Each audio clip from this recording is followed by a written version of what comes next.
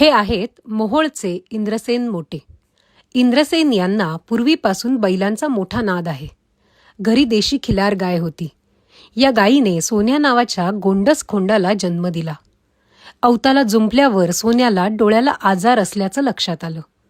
त्याचे दोन्ही डोळे काढून टाकावे लागले. सोन्या बैल पूर्णपणे अंध झाला. जीवापल्याड जपलेल्या सोन्याला कसाबाला विकणं हाच उपाय डॉक्टरांनी सांगितला. पण इंद्रसेन मोटे यांनी जो निर्णय घेतला त्याचा तुम्हालाही अभिमान वाटेल. मग डॉक्टरला म्हणलं नाही, एखादा आपला माणूसच आदू झाला तर आपण काही सोडून देत नाही किंवा त्याला मारून टाकीत नाही. त्यामुळे आपण ह्याला जीवानीशी काय खेळायचंच नाही. म्हणलं आपल्याला ह्याला कसाबाला द्यायचा नाही. इंद्रसेन यांच्या आईने अंध सोन्याला जीवापल्याड जपले. त्याला वेळेवर खुराक, चारा, पाणी दिले. योग्य काळजी घेतल्यानं सोन्या धष्टपुष्ट झाला.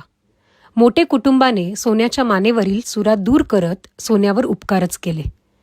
पण त्याच मानेवर बैलगाडीचे जू, औत कष्टाने ओढून सोन्याने शेतकरी मालकाचे पांग फेडले.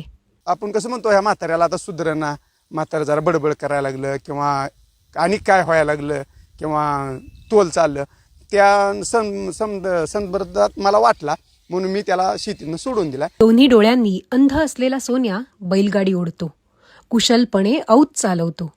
विशिष्ट खाणाखुणा आत्मसात केलेल्या या बैलानं अंधत्वावर मात केलीय. मोटे कुटुंबाला आपल्या सोन्या बैलाचा मोठा अभिमान वाटतोय. त्याला सगळं इशाऱ्यावर कळत होतं. जर समजा आपल्याला हाणायचं म्हणलं तर त्याला आपल्याकडे बैल आतमध्ये थोडा यायला लागला तर सर म्हणलं की ती पड्याला जायचा. आणि जर समजा पड्याला चालला तर तू पड्याला चाललाय म्हणलं की ये म्हणलं की ती थोडा आड्याला ह्याचा. 15 वर्ष काबाड कष्ट करून सोन्या आता वार्धक्याकडे झुकलाय. त्याला पूर्वीसारखं काम होत नाहीये. इंद्रसेन यांनी त्याला अवताला जुंपणं बंद केलंय. घरातील वृद्धाप्रमाणे ते त्याची काळजी घेतायत. वयाच्या 4थ्या वर्षी 5व्या वर्षी दुई डोळं गेलं त्याचं. तेव्हापासून आता 16-17 वर्षाचा बैल झाला. मग मी 15 वर्ष बैल हाणला.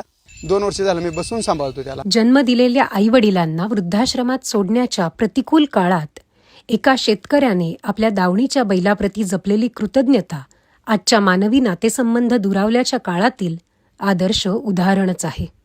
Bureau report, Ashok Kamble, right angle, Solapur.